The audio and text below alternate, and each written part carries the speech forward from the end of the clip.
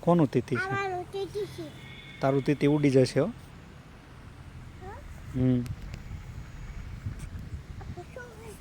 હમ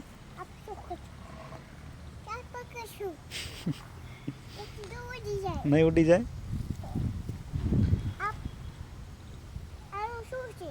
એ પાંખ છે. એ પાંખ જ છે. હા.